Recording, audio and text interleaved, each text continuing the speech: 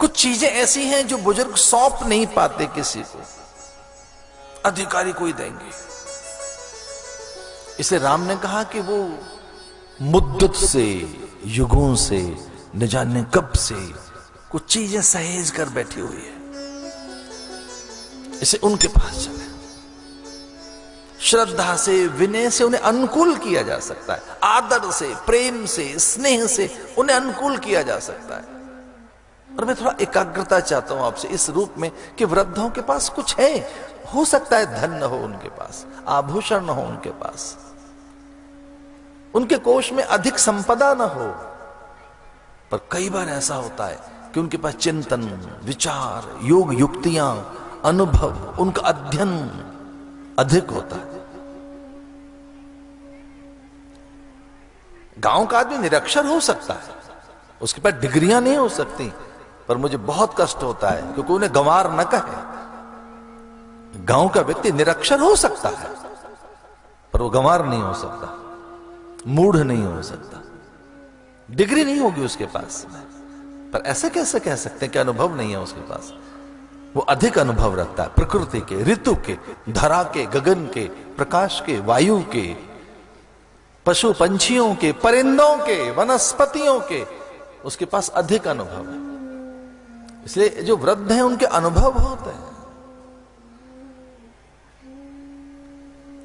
तो एक ग्राह्यता राम का एक पक्ष में देख रहा हूं कि वो जगह जगह जाते हैं और उनमें ग्राह्यता, एक ग्रहण करने की, संग्रहण करने की क्षमता बढ़ाइए कि जहां अध्ययन है, चिंतन है, विचार है, ज्ञान है, समाधान है, वैराग्य है, उच्चतम जिनके पास में विद्या है उनके निकट जाएं, कभी उनका भी संग करें, कभी उनके पास भी बैठें, एक अध्ययन के लिए।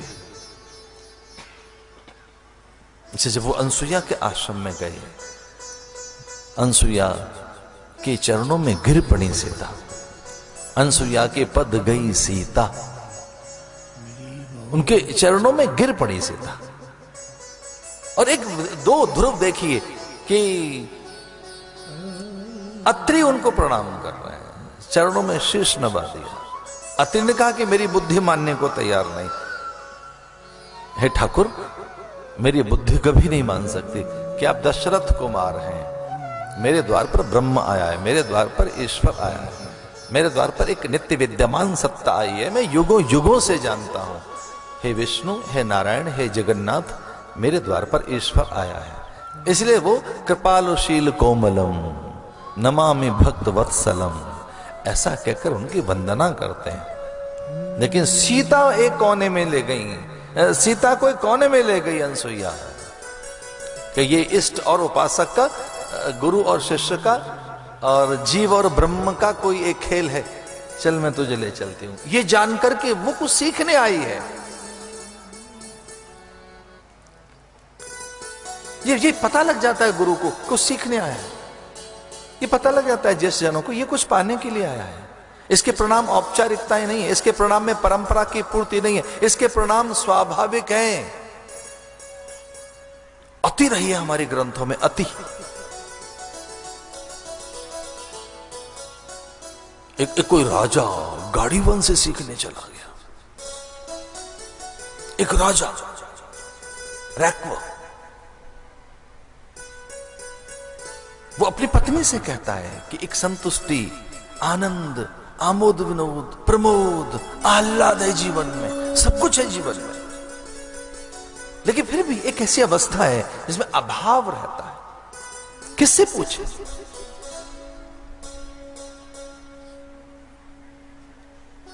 रानी ने कहा कि हमारे यहां है एक व्यक्ति जो जीवन के सत्य को जानता है।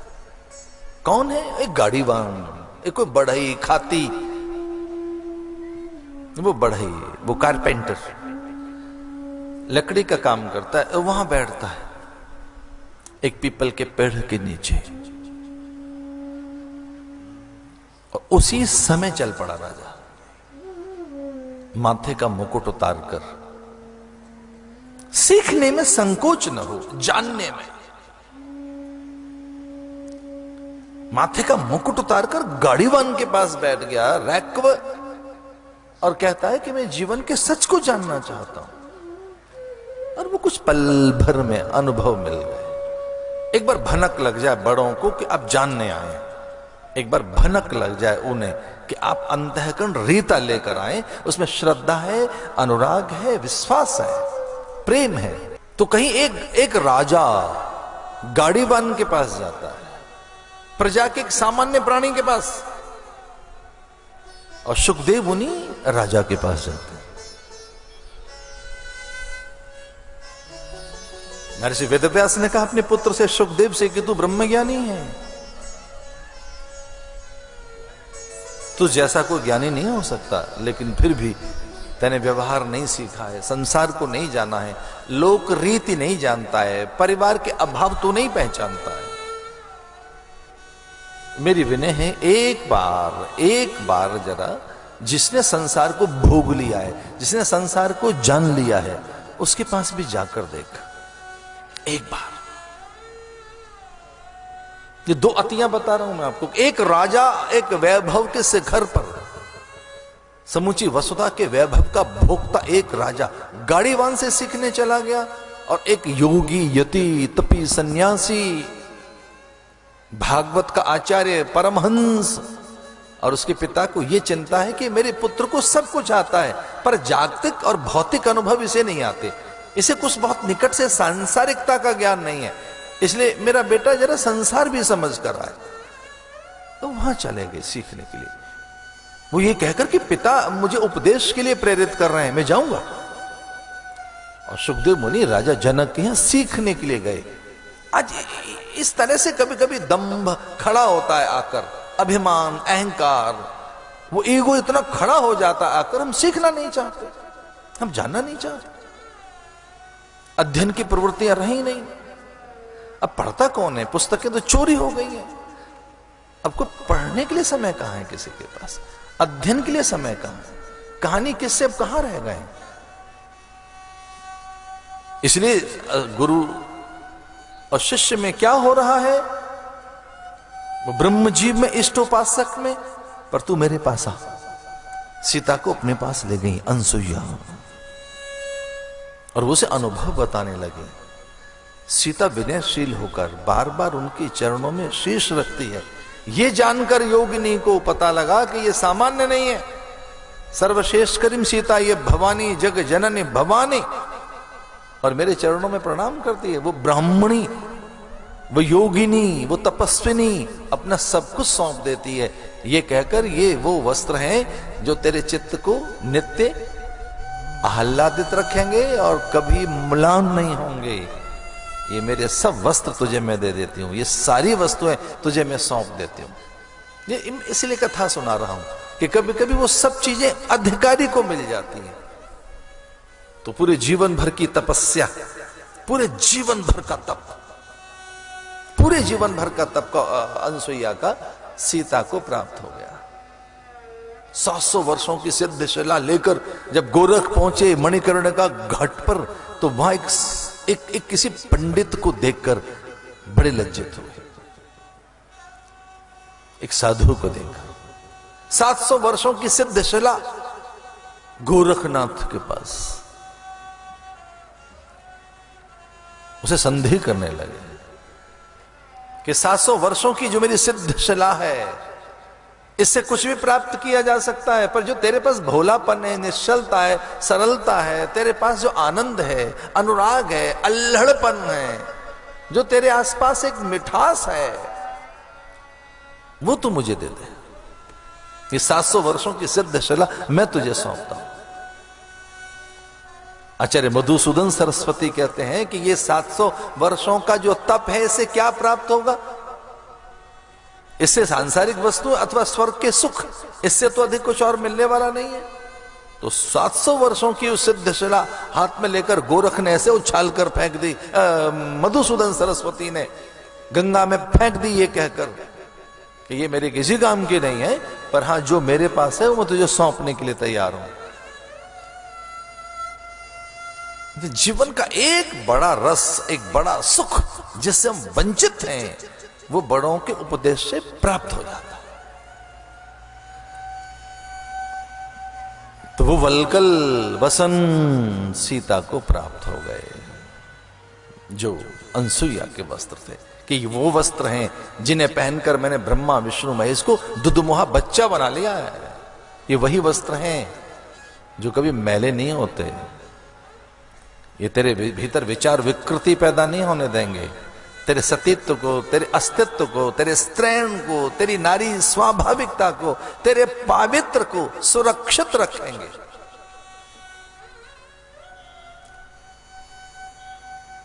नारी कई बार क्षमाशील होती है, उस जैसी क्षमा, उस जैसा धैर्य किसी के पास नहीं। पुरुष तो उसके पासंग नहीं है जितना नारी धैर्यवान है, जितना नारी शीलवान है। नारी जिस ढंग से धीरज रख सकती है, पुरुष उसके नहीं पास। लेकिन जब उसके शील और चरित्र पर आ जाए तब वो शायद फिर बड़ी विकराल भी हो जाती है। उस जैसा फिर दुस्साहस किसी में नहीं। खंग मंग पाश भेरी भिंदी पाल लेकर, और फिर वो शायद चंड मुंड सुम्र सुम्भ धूम्र लोचन और रक्त बीज के वध के लिए तैयार हो जाती है, जब देवताओं का तेज शिथिल हो जाता है। मेरा कहने का अर्थ यह है कि उपदेश में से कुछ मिलता है, मिलता उनको जो अधिकारी हैं वो उनको सौंप देते हैं। जीवन के बड़े अनुभव उपदेश के माध्यम से दिए जाते हैं, और वो कोई एक विधा है। श्रद्धावान लभते ज्ञानम, ज्ञानम लब्धाम परम शांति। श्रद्धावान लभते ज्ञानम, जो श्रद्धावान है वही ज्ञान का अधिकारी है। ज्ञानम लब्धाम परम शांति।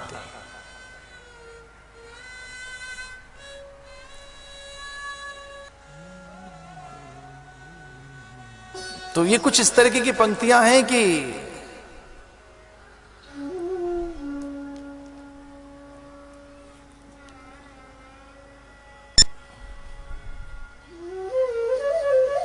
कभी किसी के सोचने से भी सुख मिलता है। पदार्थ की प्राप्ति, उसका रक्षण, संवर्धन, संग्रहण एक चीज हो सकती है, पर कभी उसका स्मरण बड़ी चीज हो सकती है। कुछ लोग तो ऐसे ही होते हैं, बस उनका जिक्र किया कि इत्र जैसी शीशी खुल गई कि जैसे उनका जिक्र मानो इत्र फिर जैसे मानो इत्र किसी शीशी खुल गई।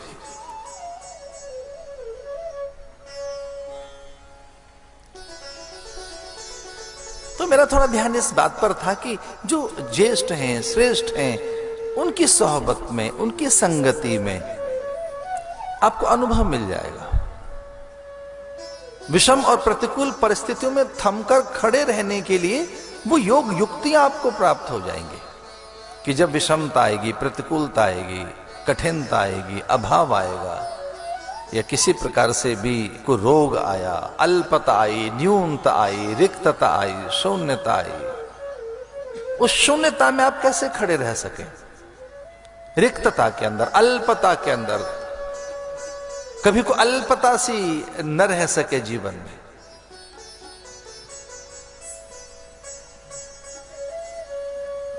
फिर वो स्त्री के स्वभाव की चर्चा करते हैं कि वो कैसी हो स्त्री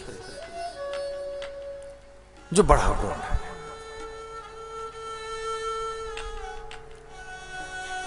जो पहली अवस्था है, और बहुत ही विश्वास के साथ बात कह रहा हूं मैं ये, कि उसका कालमान बड़ा बताया गया है। स्त्रैण तत्व का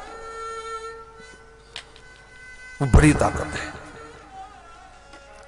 तुम स्त्री पवना से तुम कुमार उतवा कुमारी।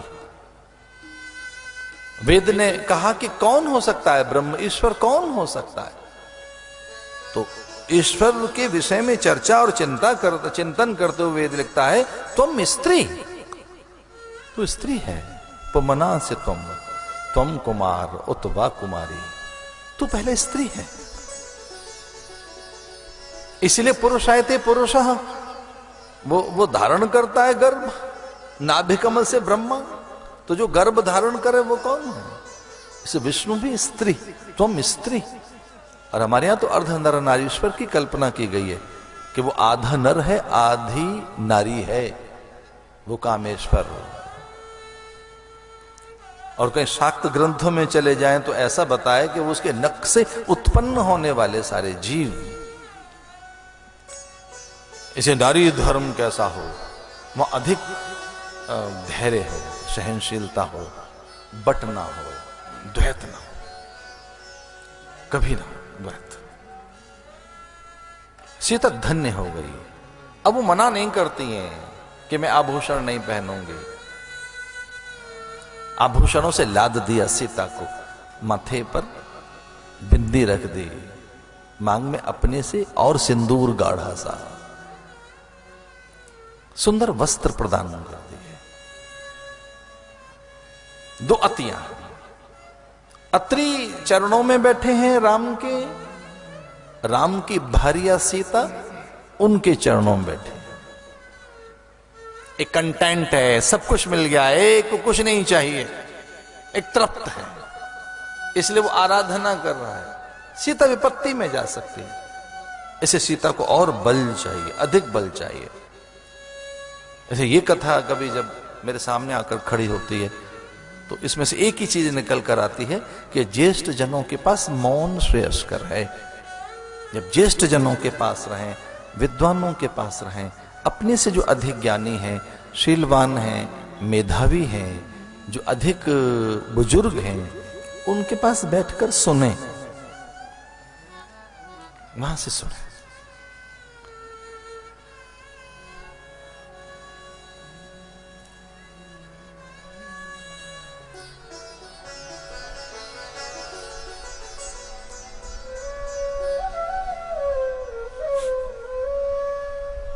श्रृंगार की एक चौपाई मुझे याद आती है।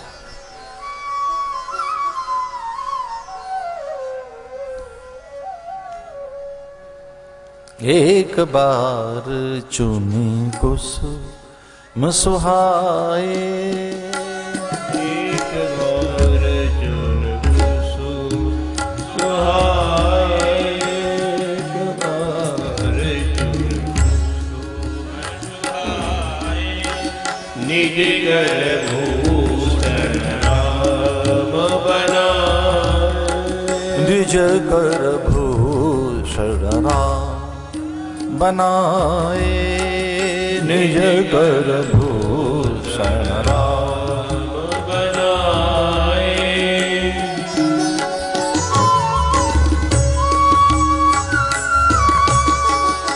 एक बार चुन कुसुम सुहाए, निज कर भूषण राम बनाए। एक बार चुन कुसुम सुहाए, एक बार चुन कुसुम सुहाए, एक बार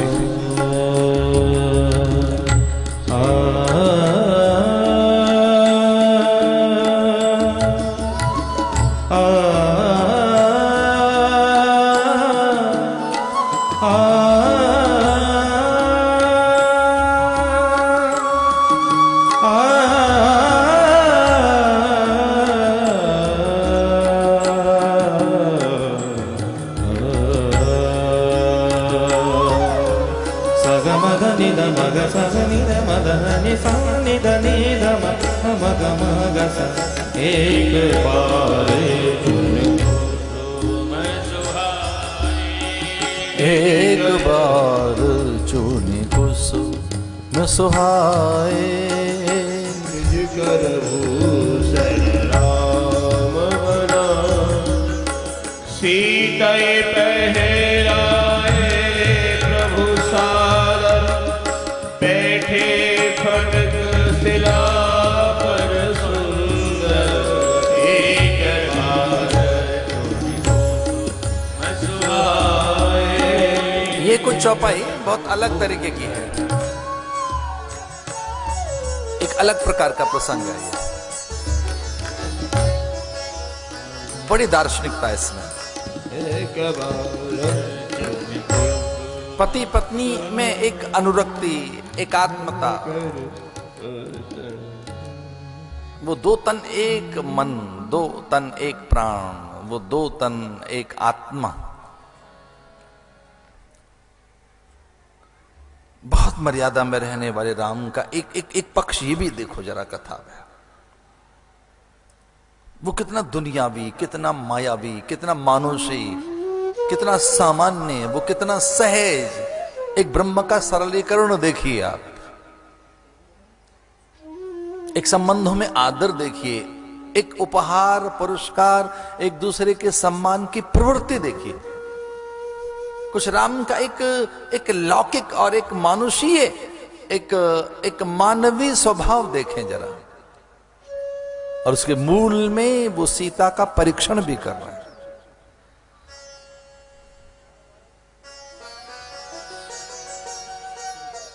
जो शाक्त हैं, जो देवी उपासक हैं, उनको कुछ बात समझ आ सकती है। जितना अधिक आदर स्त्री करती है पुरुष का, पुरुष भी आदर करे। वो दोयम दर्जे की नहीं है कि वो चरणी बस दबाती रहेगी, कि वो चरणों की दासी रहेगी, कि बस केवल हाथी जोड़ती रहेगी, बस वो प्रदक्षिणा ही करती रहेगी।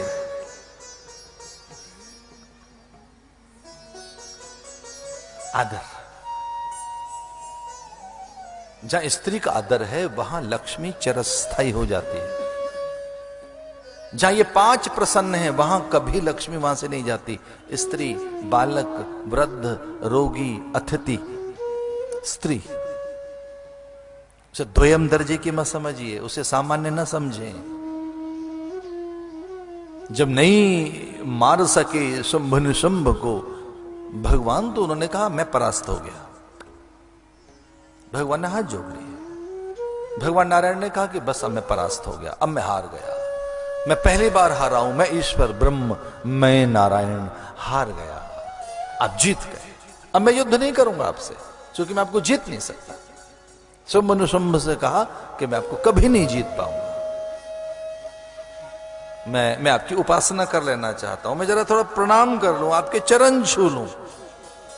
तो वो उन्मादी हो गए, अभिमानी बन गए। शुंभ निशुंभ ने कहा अच्छा अब आप हमारी पूजा करना चाहते हैं तो चलो वरदान मांग लो, क्या मांगना चाहते हो? तो भगवान ने कहा कि वरदान में बस मैं तो एक ही चीज मांगूंगा, क्या मरेंगे कैसे ये बताइए। मरेंगे कैसे, किससे मरोगे? एक नन्ही सी बालिका उस समय वहां फूल चुनने लगी, कुछ फूल पाती दूरबा, कि यहां कौन है ऐसा जो आपको मार सके। तो वो शुंभ निशुंभ कहते हैं कि हाँ, अगर मान लो हम कभी मरे तो हमें नारी मार सकती है, स्त्री मार सकती है, इसमें कोई बल नहीं है, बड़ी दुर्बल है, ये बड़ी निर्बल है। ये कन्या हमें मार सकती है, स्त्री से मर जाएंगे हम, उसमें क्या बल है? नारी से मर सकते हैं। इसे शुंभ निशुंभ, महिषासुर, धूम्रलोचन, भंडासुर, जितने असुर हैं वो दैत्य नारी से, उनका वध हुआ। जब ब्रह्मकमंडलों का तेज क्षीण हो गया, जब यम वरुण की पाश शिथिल हो गई, विष्णु का चक्र काम नहीं करता, शिव के त्रिशूल में कहीं तेज नहीं रहता, तब वो खंग बंग पाश भेरी भिंदी पाल लेकर निकलती है दुर्गा। इसे ध्यान रहे, स्त्री का आदर जरूर हो। तो भगवान को लगा कि इनके मन में आभूषण के लिए प्रेम है क्या, वस्तुओं के प्रति मोह है क्या, को आसक्ति है क्या। इसे वो सुंदर से पुष्प चुनकर, हमारी संस्कृति की एक ही पहचान है, नर नारी एक समान, ये भारत की संस्कृति की पहचान है।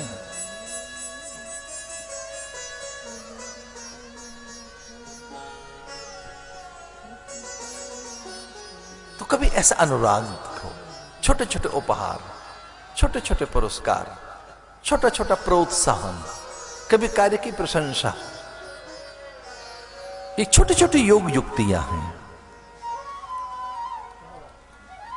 एक कोई हमें बहन मिली थी कुछ साल पहले, वो पता नहीं किस ढंग का काम कर रही थी। उन्होंने मुझे बताया कि मैं सर्वे कर रही हूं और भारत की महिलाओं के पास जा जाकर पूछ रही हूं कि वो करती क्या है, इस पर मेरा कोई कार्य है, थीसिस लिखी उन्होंने। कुछ महिलाओं से पूछा हो क्या करती हो, तो उन्होंने कहा मैं चिकित्सक हूं, शिक्षक हूं। एक ने कहा कि मैं कोई लिपिक हूं, साइंटिस्ट हूं, डॉक्टर हूं। पर अधिकांश बहनें कहती हैं कि मैं कुछ नहीं करती, हम तो घर में रहते हैं, हमारे पति काम करते हैं, मैं कुछ नहीं करती, मैं कुछ नहीं करते। मेरे पति शिक्षक हैं, वो डॉक्टर हैं, वो इंजीनियर हैं, किसान हैं। आप क्या करते हैं? हम तो कुछ नहीं करते, हम तो घर में रहते हैं, हम कुछ नहीं करते।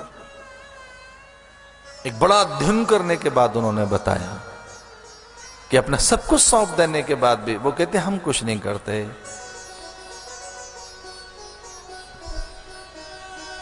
इसे ये चौपाई मैंने जानबूझकर सुनाई कि राम को भी एक बार ऐसा लगा कि उपहार में क्या दें। वो फूल चुनकर दे देते हैं, उन्हें फल दे देते हैं चुनकर, उनकी प्रशंसा कर देते हैं कि मेरे बड़े कार्य में सिद्धि हे सीते आपके द्वारा होगी, क्योंकि वो बड़ी लीला करने जा रहा है। और युग्म के बिना, युगल के बिना यहां लीला होती नहीं। मुझे हृदय से क्षमा कर देना, आप सारी स्त्रियां मिलकर, अकेली स्त्रियां मिलकर संतान पैदा नहीं कर सकते। सारी नारी शक्ति वो कितनी महान क्यों न हो, और सारे पुरुष मिलकर सृष्टि का निर्माण नहीं कर सकते। सृष्टि का जो निर्माण है उसमें एक संतुलन है, उसमें दो तत्व चाहिए एक कार्य की सिद्धि के लिए। इस धरती पर योगी, गुणी, तपस्वी, ज्ञानी, ब्रह्मचारी, महात्मा, वीतराग, तीर्थंकर, अरहंत, बुद्ध, अवतार, वो जो भी रहे हों, बड़े से बड़े, उन्हें गर्भ चाहिए, उनको कोई एक मां चाहिए। बिना मां के तीर्थंकर इस धरती पर नहीं आया, बिना मां के बुद्ध इस धरती पर नहीं आया, बिना मां के रामकृष्ण इस धरती पर नहीं आए, बिना मां के यहां वामन नहीं आया धरती पर। बिना मां के गर्भ चाहिए धरती पर। इसे तत्व में समानता रहे, तत्व में संतुलन रहे, तत्व में एक दूसरे का आदर रहे। ये सीखने की बात है कि उसका आदर हो।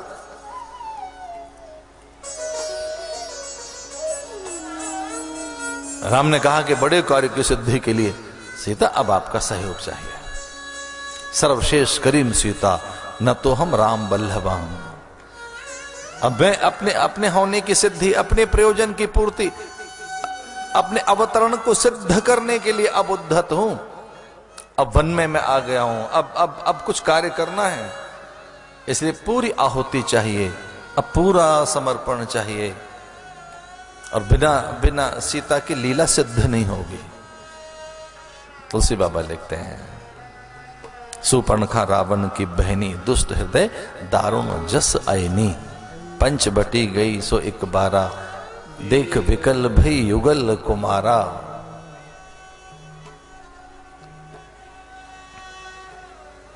सुपर्णखा रावण की बहिनी, दुष्ट हृदय दारुण जस आईनी। हमारे पास कुछ न हो दूसरों को देने के लिए, न आदर, न संवेदनाएं, न सहयोग, न प्रणाम, न वस्तुएं, तो कितना पत्थर जैसा हमारा जीवन है कि हम कुछ न दे पाए। इसे देख विकल भई युगल कुमारा। तुलसीदास जी लिखते हैं कि दोनों पर आसक्त हुई वो। ये निशाचरी प्रवृत्ति है कि किसे छीन लें, सब रख लें। दो प्रवृत्तियां बताई गई हैं, एक असुर प्रवृत्ति और एक सुर प्रवृत्ति, एक बीच की भी है। भागवत में उसका भी उल्लेख है, सप्तम स्कंध में। वो मानवीय प्रकृति है। 3 वासनाओं का उल्लेख है, एक देव वासना है, एक दैत्य वासना है और एक मानवीय वासना।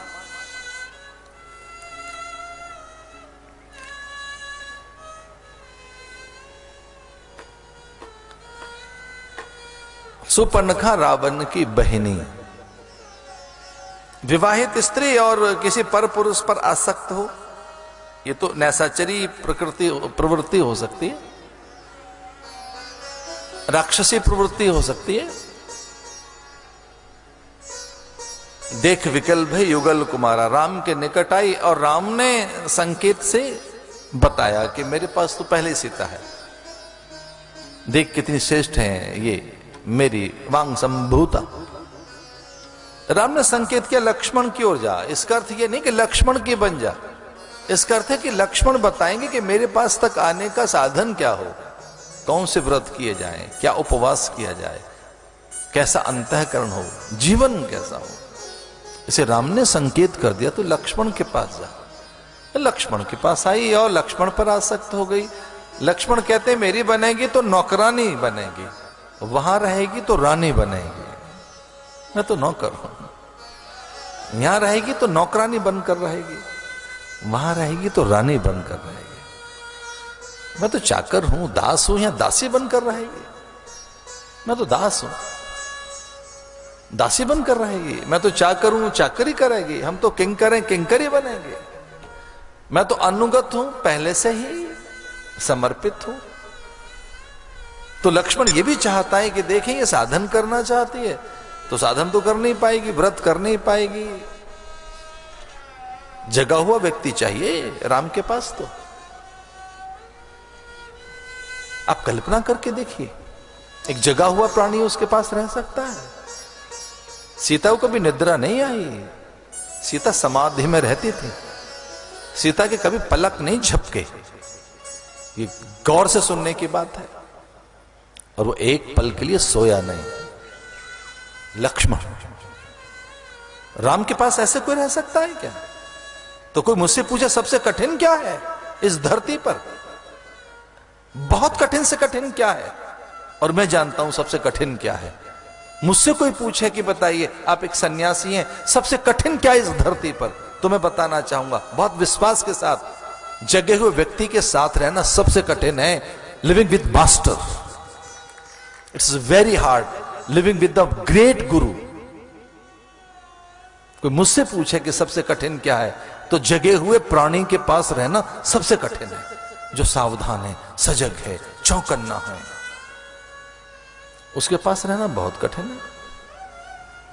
इसे कोई मुझसे पूछे सबसे कठिन क्या है, तो गुरु के पास रहना सबसे कठिन है, सबसे कठिन है। उनके पास नहीं जिन्होंने ऐसे लाल बाना पहन लिया है। ना ना ना ना, मैं गुरु की बात कर रहा हूं। वो बिना लाल बाने के भी गुरु हो सकता है। ये कोई जरूर नहीं कि वो लाल कपड़े में गुरु हो, और वो कोई ऐसे ठेकेदारी नहीं है, कोई स्वामित्व तो नहीं है कि लाल कपड़े पहनेंगे तब गुरु बनेंगे। गुरु के पास जागृत है, लिविंग विद मास्टर। तो आओ फिर से सीखो, सबसे कठिन किसके साथ है रहना? मास्टर के साथ रहना कठिन है भैया, वो टोका टाकी करता रहेगा। सबसे कठिन किसके साथ है रहना? मास्टर के साथ। वो कमी देखता रहेगा, दुर्गुण देखता रहेगा, बताता रहेगा, टोकता रहेगा, और नहीं टोकता है तो मास्टर नहीं है। फिर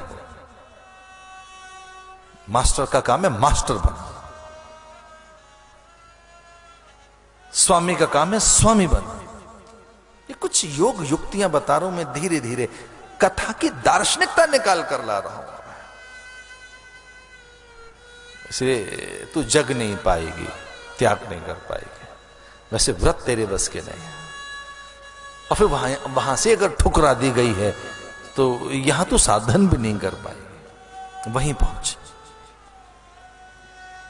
राम ने कहा तू लखन के पास जा, वहां से सीख कर आ कि मुझे कैसे पाया जा सकता है। निर्मल मन जन सो मोहि पावा, मोह कपट छल छिद्र न भावा। मुझे कपट अच्छा नहीं लगता, छल अच्छा नहीं लगता। और छिद्र क्या होता है? छिद्रान्वेषण, दूसरों के दुर्गुणों की छीछालेदर करते रहना, इसका नाम है छिद्रान्वेषण।